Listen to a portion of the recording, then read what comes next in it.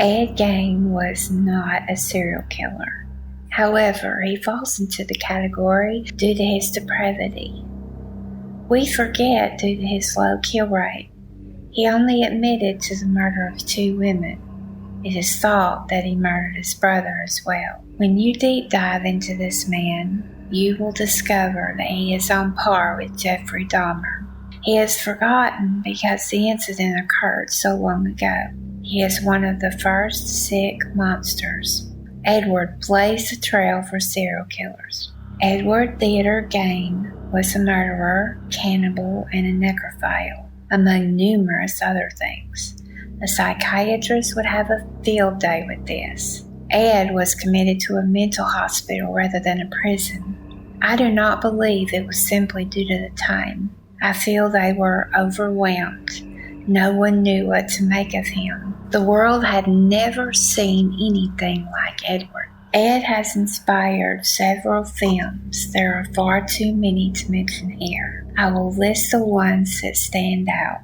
The 1960 film Psycho is about a man who is obsessed with his mother. As with Norman Bates' mother, Edward's mother was very religious and overbearing. Norman preserved his mother's body. Edward dug up his mother and dismembered her. He brought her home so he could shrink her head. Gein began scouring recent obituaries for women his mother's age before returning to the cemetery to rob their recently buried bodies.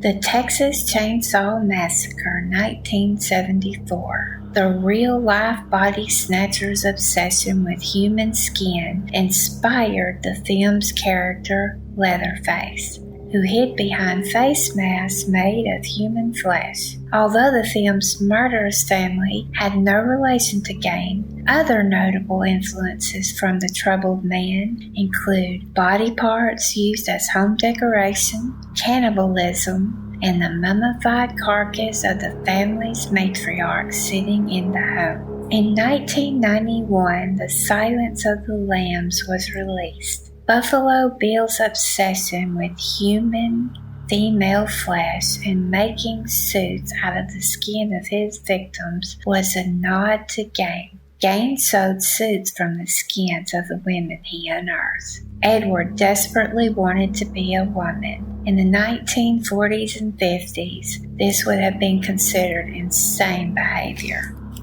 3 on a Meat Hook, 1972. The title says it all. The movie is about 4 young women whose car breaks down in a small town. A local farm boy assists them and eventually lures them to his family's home, where his killer father, Frank, awaits to devour them. Frank, like Gein, is obsessed with his dead mother and hangs his victims from meat hooks, as Gein did with Warden's body. Deranged, 1974. The movie is one of the most accurate depictions of Gein's life. This slasher drama follows the death of a middle-aged Midwestern farmer's overly religious mother. To satisfy his dark desires, he begins to rob corpses from the graveyard so that they can keep his mother company. He eventually turns to murder and enjoys skinning his victims' bodies and fashioning face masks from their flesh. Friday the 13th, Part 2.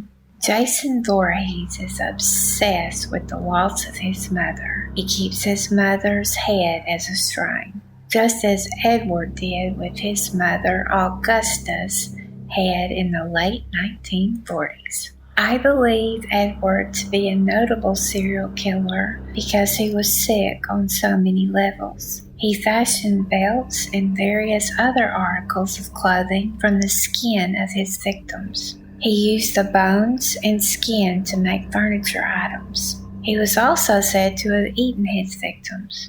Every week, Edward stalked the obituaries of older women to dig them up. He abducted 2 women. He hung them from hooks as if they were deer, using his hunting skills. Ed spent the rest of his life in a mental institution. He died in 1984. Doctors and nurses said Edward was shy and kind.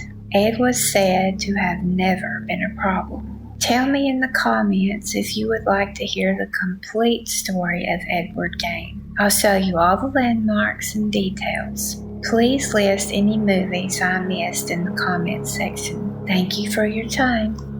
Bye.